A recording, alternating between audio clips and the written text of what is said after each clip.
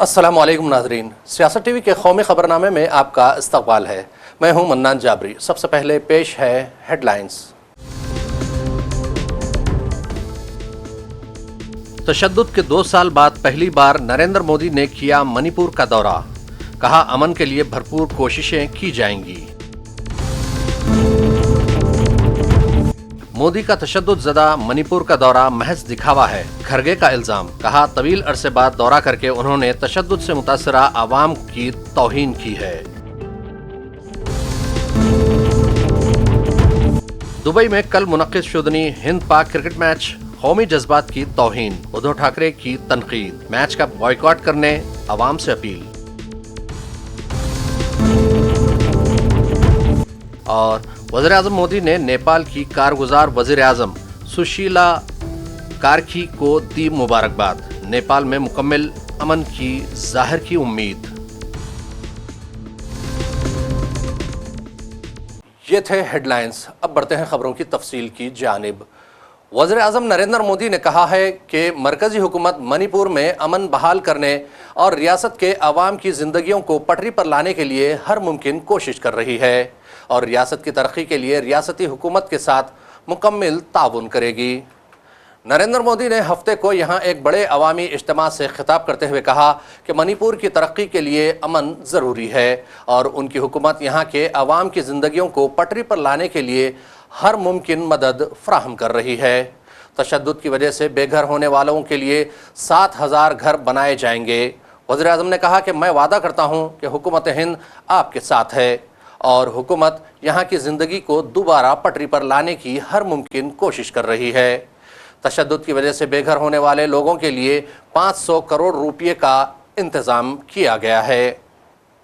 साथियों, मणिपुर की ये धरती, ये क्षेत्र आशा और उम्मीद की भूमि है, लेकिन दुर्भाग्य से हिंसा ने इस शानदार इलाके को अपनी चपेट में ले लिया था। थोड़ी देर पहले मैं उन प्रभावित लोगों से मिला हूं जो कैंप्स में रह रहे हैं। उनसे बातचीत के बाद मैं कह सकता हूं कि उम्मीद और विश्वास की नई सुबह मणिपुर में दस्तक दे रही है। साथियों, किसी भी स्थान पर विकास के लिए शांति की स्थापना बहुत जरूरी है। बीते 11 वर्षों में नॉर्थ ईस्ट में दशकों से चल रहे अनेक विवाद, अनेक संघर्ष समाप्त हुए हैं। लोगों ने शांति का रास्ता चुना है, विकास को प्राथमिकता दी है। मुझे संतोष है कि हाल ही में हिल्स और वैली में अलग अलग ग्रुप्स के साथ समझौतों के लिए बातचीत की शुरुआत हुई है। ये भारत सरकार के उन प्रयासों का हिस्सा है जिसमें संवाद, सम्मान और आपसी समझ को महत्व देते हुए शांति की स्थापना के लिए काम किया जा रहा है। मैं सभी संगठनों से अपील करूंगा कि शांति के रास्ते पर आगे बढ़कर अपने सपनों को पूरा करें, अपने बच्चों के भविष्य को सुनिश्चित करें। और मैं आज आपको वादा करता हूं, मैं आपके साथ हूं। वज़ीर-ए-आज़म नरेंद्र मोदी के दौरे मणिपुर के पेश नज़र पूरे मणिपुर को फौजी छावनी में बदल दिया गया था। सख्त तरीन सिक्योरिटी इंतजामात के बीच वज़ीर-ए-आज़म आज मणिपुर पहुंचे। उधर कांग्रेस की तर्जुमान सुप्रिया श्रीनीत ने कहा कि पीएम मोदी मणिपुर का ये दौरा मुतासरीन के आंसू पोंछने के मकसद से नहीं बल्कि रेलवे प्रोजेक्ट्स का इफ्तिताह करने के मकसद से कर रहे हैं।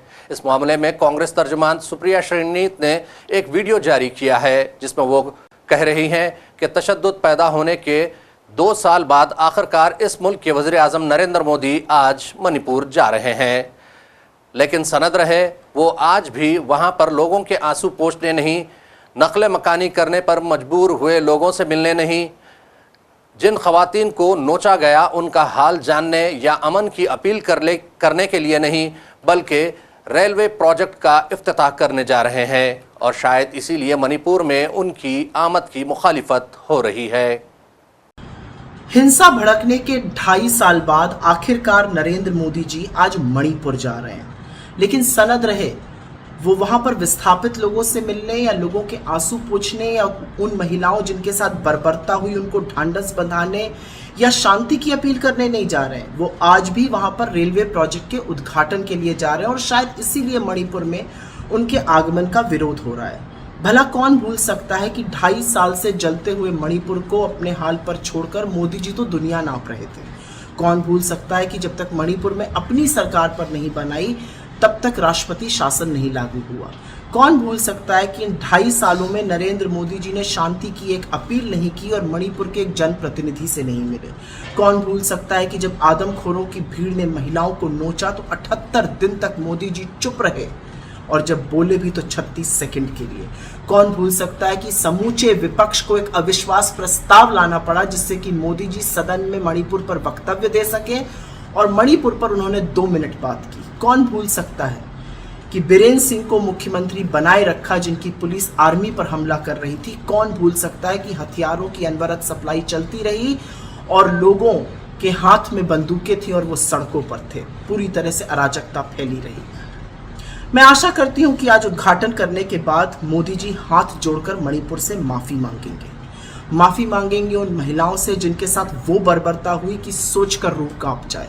माफी मांगेंगे उन बच्चों से जिनकी हत्याएं हो गई। माफी मांगेंगे उन विस्थापित लोगों से जिनका सब कुछ उजड़ गया। माफी मांगेंगे एक ऐसे व्यक्ति को मुख्यमंत्री बनाए रखने के लिए जिसके ऊपर आरोप है कि उसने हिंसा भड़काई थी।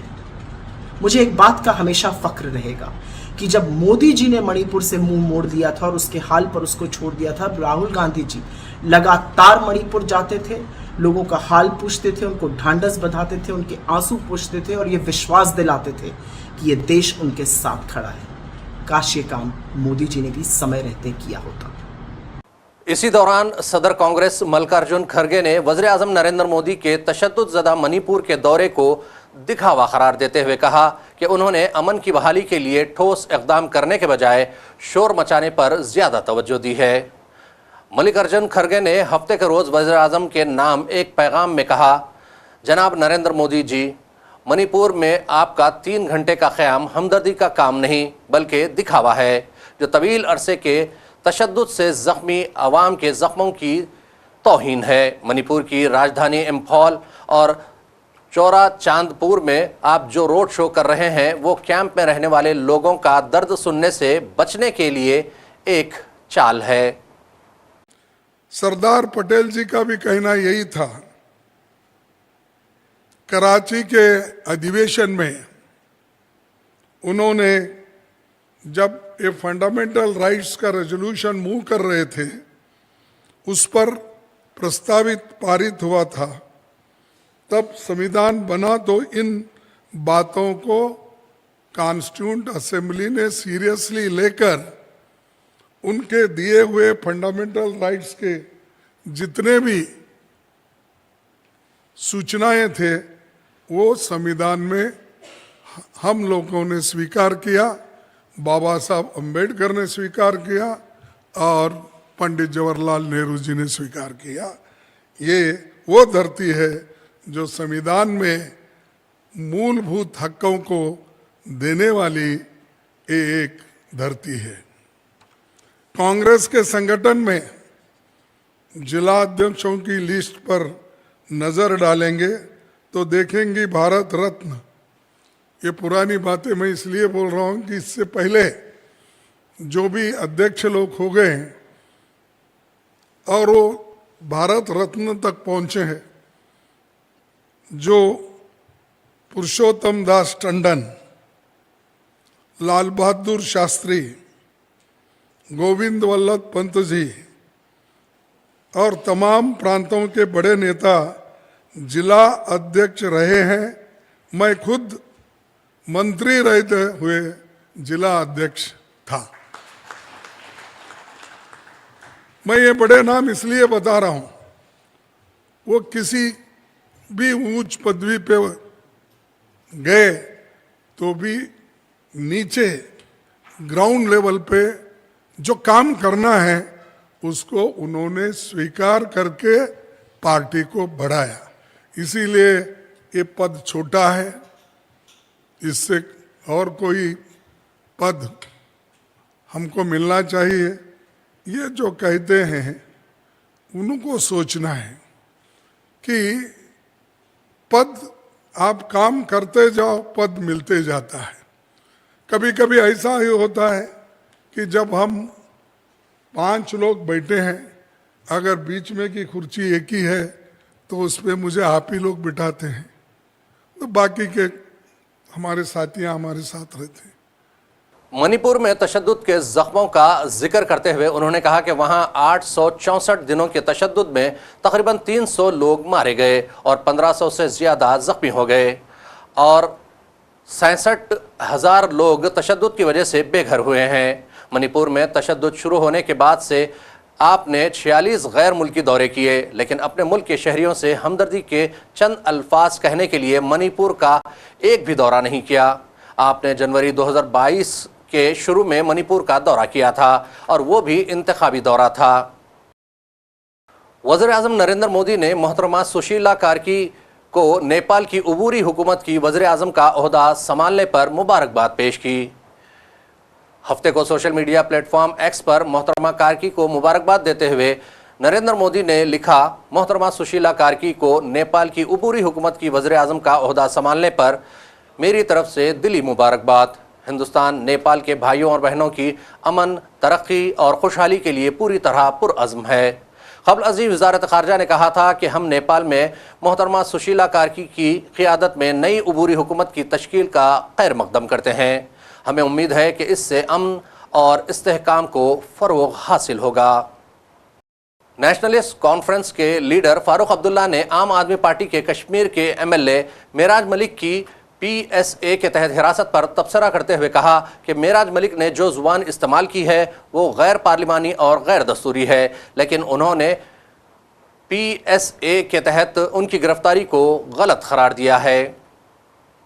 मेराज की भी गलती है, उसने जो अल्फाज इस्तेमाल किए वो अनपार्लियामेंट्री थे। हो सकता है उस गुस्से में से किया हो, मगर PSA लगाना भी गलत है। ये चीज़ आराम से सुलझाई जा सकती थी अगर ये लोग बाद में बात करते और बात से हर चीज़ हल हो जाती है। इसलिए मैंने उसी वक्त वज़ीर-ए-आज़म से भी और होम मिनिस्टर से भी अपील की कि इसको वापस लिया जाए और जो हमारे मलिक साहब हैं वो भी अपने अल्फाज वापस लें, और गलती की गर्मा गर्मी में हो जाता है और ये सबसे बेहतरीन तरीका है इसको सुलझाने का। नहीं तो सारा डोडा इस वक्त उलझा हुआ है और इसको ख़त्म करने के लिए ताकत का इस्तेमाल करना ज़रूरी नहीं है, हमदर्दी और प्यार की ज़रूरत है। पॉलिटिकल लीडर कह रहे हैं कि नेशनल कॉन्फ्रेंस ने उसको बंद कर। किसे बंद करवाया? मेराज मलिक। किसने? कुछ पॉलिटिकल लीडर कह रहे हैं कि नेशनल कॉन्फ्रेंस का हाथ है मेराज मलिक को। अरे हमारा क्या हाथ है? वो अल्फाज इस्तेमाल करे DC के खिलाफ। पुलिस हमारे पास तो नहीं है, लॉ एंड ऑर्डर तो सारा गवर्नर के पास है, तो हम कैसे इन्वॉल्व हैं? हमारे जो मुखालिफ है ना जी, उनको तो कोई चीज़ नज़र नहीं आती, उनको तो ज़माने से नेशनल कॉन्फ्रेंस खटकती है। उनमें से कई लीडर ऐसे हैं जो दिल्ली के गोद में बैठे हुए हैं, मैं उनका नाम नहीं लेना चाहता, मगर हैं। वो कश्मीरियों के लिए नहीं सोचते हैं, वो जम्मू कश्मीर के लिए नहीं सोचते हैं, वो अपनी बका के लिए सोचते हैं। मुझे अफसोस है ऐसे लीडरों का जो ऐसी बकवास करते हैं, ऐसे अल्फाज इस्तेमाल करते हैं। कह रहे हैं कि यहाँ पे हर रोज कोई दंगा होता है, तो इसको हर रोज क्या? हर रोज कोई ना कोई दंगा होता है, कोई ना कोई पॉलिटिकल। अरे सर, कौन सी रियासत है जिसमें दंगे नहीं होते? हिंदुस्तान की हर रियासत है, हर एक तो कहीं ना कहीं तो कुछ होता है। किसी ने किसी बीवी को मार दिया, किसी ने खाबंद को मार दिया, कोई स्कूटर चलाते मर गया, क्योंकि वो देखते तो है नहीं। आजकल हमारे जवान तो ऐसे हैं कि वो समझते हैं वो तो अफलातून से भी बड़े हैं, वो तो स्कूटर ऐसे चलाते हैं, अल्लाह ही रहम करे। आप अक्सर देखिए कितनी मौतें हमारे जवान बच्चों की हो रही हैं। फिर दवाइयाँ जो आ गई हैं, ड्रग्स, वो मैनेज दूसरा है। इसको जब तक हुकूमत नहीं कर सकती, जब तक लोग नहीं करेंगे, लोगों को पता है कौन किसका बच्चा दवाइयाँ खा रहा है, अगर इसका मुकाबला लोग खुद नहीं करेंगे तो ये कभी आफत बंद नहीं होगी, क्योंकि बेचने वाले भी हमारे लोग हैं, बाहर से नहीं आए हैं। वो अपने आप को करोड़पति बना रहे हैं जी सर। कौम को ख़त्म करके। नेपाल में जो दंगे हुए हैं उसके बाद आज मैं समझता हूँ हमारे वतन को इसके बारे में खामोशी इख्तियार करनी चाहिए। वो उनका वतन है, मुझे उम्मीद है वो उसको वो ठीक करेंगे खुद ही। अगर हमने उसमें किसी भी तरह से दरअंदाजी की तो वो समझेंगे कि हिंदुस्तान इसमें जिम्मेवार है। दिल्ली में बम धमाके की धमकियां मुस्तकिल मिलने से पुलिस महकमे में फिक्र का माहौल बढ़ गया है। गुज़िश्ता रोज दिल्ली हाई कोर्ट के अहाते में बम धमाके की धमकी मिली थी, जो बाद में फर्जी साबित हुई, और अब ताज पैलेस को बम से उड़ा देने से मुताल्लिक धमकी आमेज ईमेल ने पूरे इलाके में हलचल पैदा कर दी है। धमकी मिलने के बाद सिक्योरिटी एजेंसियां अलर्ट हो गई हैं और तहकीकात भी शुरू कर दी गई। रिपोर्ट्स के मुताबिक ताज पैलेस को धमकी आमेज ईमेल मौसूल हुआ है, जिसमें बम धमाके की बात कही गई है। इस धमकी के बाद पुलिस फौरन मौके पर पहुंची और जांच शुरू कर दी है। धमकी मिलने के बाद ताज पैलेस के आसपास भी सिक्योरिटी बढ़ा दी गई है। जांच के दौरान फिलहाल किसी भी तरह का मुश्तबा सामान बरामद नहीं हुआ, जिससे यह धमकी फर्जी मालूम हो रही है। पुलिस ने बताया कि ईमेल भेजने वाले की शिनाख्त की जा रही है और इसके खिलाफ सख्त कार्रवाई की जाएगी। शिवसेना यूबीटी के सरबराह उद्धव ठाकरे ने हफ्ते के रोज कहा कि पाकिस्तान के साथ क्रिकेट मैच खेलना कौमी जज्बात की तौहीन है, क्योंकि हिंदुस्तानी फौजी सरहद पर अपनी जानें कुर्बान कर रहे हैं। उद्धव ठाकरे ने महाराष्ट्र भर में एहतजाज का ऐलान भी किया। मीडिया से खिताब करते हुए उद्धव ठाकरे ने कहा कि इतवार को दोनों ममालिक के दरमियान एशिया कप के मैच का बॉयकॉट करना दहशतगर्दी के बारे में हमारे मौक़िफ़ से दुनिया को आगाह करने का एक बेहतरीन मौका है। उन्होंने कहा कि ये क्रिकेट मैच कौमी जज्बात की तौहीन करना है। उन्होंने सवाल किया कि क्या हमें पाकिस्तान के साथ क्रिकेट खेलनी चाहिए जब हमारे फौजी सरहद पर जानें कुर्बान कर रहे हैं। उन्होंने बीजेपी की ज़ेर क़यादत मरकज़ी हुकूमत पर तनक़ीद की और क्रिकेट मैच को हुब्बुल वतनी का मजाक उड़ाने जैसा करार दिया है। कश्मीर के पहलगाम दहशतगर्द हमले में मारे जाने वाले शुभम द्विवेदी की अहलिया ने भी हिंद पाक क्रिकेट मैच की कड़ी तनक़ीद की है। उनका कहना था कि एशिया कप में हिंद पाक मैच का सुनकर उन्हें बहुत सदमा पहुंचा है। याद रहे कि कल इतवार को मुंबई में एशिया कप के अहम मैच में हिंद पाक क्रिकेट टीमें आमने सामने होंगी। याद रहे कि एशिया कप का 9 सितंबर से आगाज हुआ है। बीसीसीआई को इस चीज़ को एक्सेप्ट ही नहीं करना चाहिए था कि पाकिस्तान के साथ मैच इंडिया करे। ये बहुत बड़ी हमारे ही देश में लोग गलती कर रहे हैं इस चीज़ को एक्सेप्ट करके। बीसीसीआई की इमोशंस मुझे लगता है ही नहीं उन 26 परिवार की तरफ। वो 26 परिवार, उसके बाद ऑपरेशन सिंदूर में मारे गए जवान, इन सब की मौत आपके लिए कोई फर्क नहीं है। इन सब की शहादत आपके लिए कोई मत वैल्यू नहीं रखती। शायद इसलिए क्योंकि आपके घर से कोई नहीं गया। बीसीसीआई के जितने भी लोग हैं उनकी फैमिली से कोई नहीं गया, इसलिए कोई नहीं बोल रहा, शायद इसलिए कोई रिएक्शन नहीं दे रहा। दूसरी चीज, ये क्रिकेटर्स हमारे कहाँ सो रहे हैं। सबसे ज्यादा अगर बोला जाता है कि नेशनैलिटी है किसी में तो क्रिकेटर्स में होती है, जितना मैंने सुना है, जितना मैंने समझा है। इसीलिए क्रिकेट को एक नेशनल गेम की तरह देखा जाता है, जबकि हॉकी हमारा नेशनल गेम है। उसके बाद एक भी क्रिकेटर, 1-2 के अलावा क्रिकेटर्स आए नहीं हैं ये बोलने कि नहीं हमें इंडिया पाकिस्तान का मैच बायकॉट करना है, हम पाकिस्तान के साथ नहीं खेलना चाहते। आप स्टैंड लो ना। बीसीसीआई की इतनी हिम्मत थोड़ी ना है कि आपके ऊपर बंदूक रख के आपको गेम खिलवा देगी। आप स्टैंड लीजिए अपने देश के लिए, वो भी नहीं ले रहे हैं। उसके बाद मैं ये लोगों से, आप सबसे, जो स्पॉन्सर्स इस गेम को स्पॉन्सर कर रहे हैं, जो टीवी चैनल, सोनी चैनल इसको दिखा रहा है, मैं उन सब से पूछना चाहती हूँ, आपके अंदर इंसानियत, आपके अंदर आपके 26 लोगों के लिए जो नेशनैलिटी है वो खत्म हो चुकी है। क्योंकि स्पॉन्सर्स तो मिल ही गए इन लोगों को। सोनी ने इसको दिखाने के लिए एग्री भी किया है। ऊपर से इतना प्रचार चल रहा है, इतना ज्यादा उस चीज को लेके दिखा रहे हैं कि ये इंडिया पाकिस्तान ऑपरेशन सिंदूर के बाद इंडिया पाकिस्तान का पहला मैच है। दिमाग खत्म है आप लोगों का, इमोशंस खत्म है।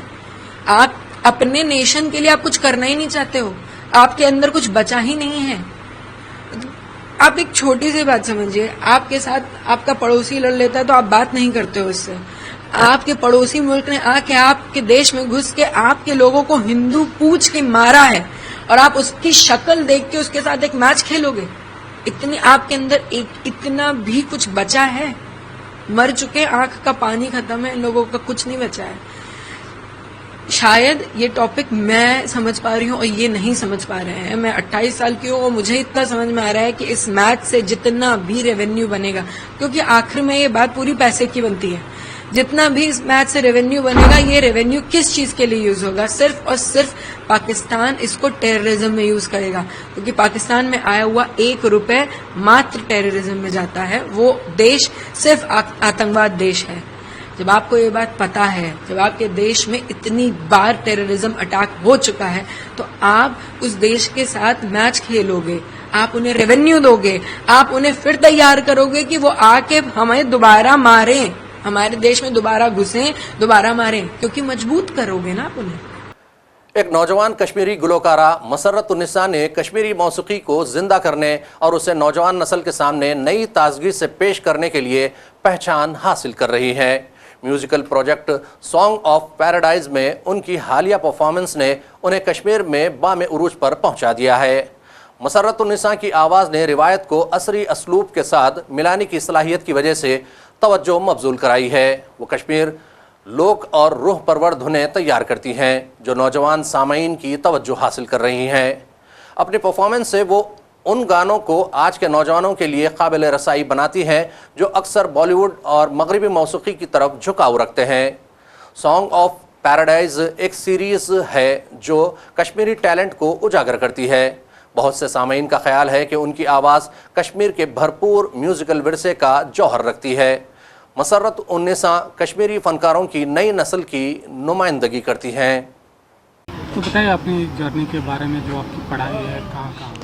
पढ़ाई मेरी शुरू हुई है चिराग शरीफ में ही मैंने पढ़ाई की है, like government high secondary school Chirag Sharif, and मेरा कॉलेज भी वहीं पे है। मैंने अपना जो है कॉलेज वहीं पे कंप्लीट किया एंड मैं डिस्टेंस कर रही हूँ, लाइक मास्टर्स पब्लिक एडमिनिस्ट्रेशन में।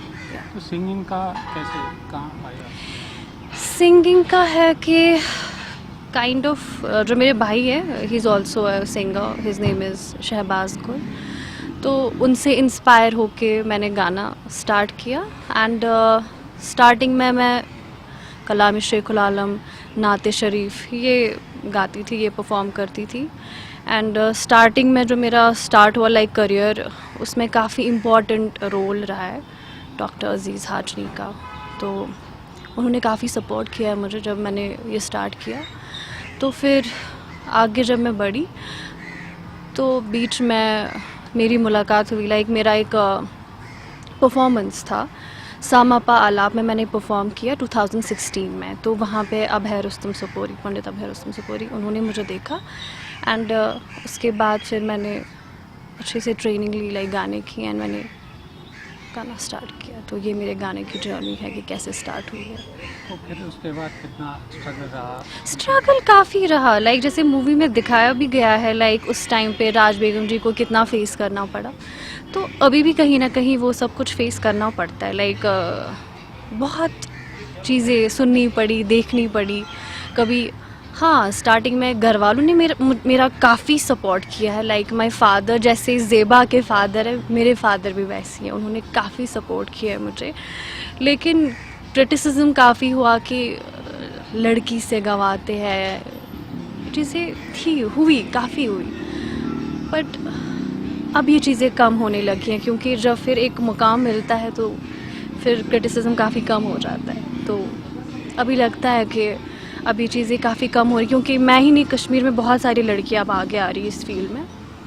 तो स्टार्टिंग में तो बहुत कुछ सुनना पड़ता था इस रिलेटेड कि क्यों कर रही है, क्यों करना है, ये कौन सा करियर है, इसमें क्या बन सकती है ये, क्योंकि कश्मीर में माना नहीं जाता लाइक सिंगिंग को कोई प्रोफेशन। तो स्टार्टिंग में बहुत कुछ सुनना पड़ा था। कौन सा गाना था वो जो स्टार्टिंग मैंने आपको बोला, मैं कलाम में शेखुल आलम परफॉर्म करती थी, मैं नात परफॉर्म करती थी, मैंने काफ़ी सारे नात कॉम्पिटिशन्स में परफॉर्म किया है।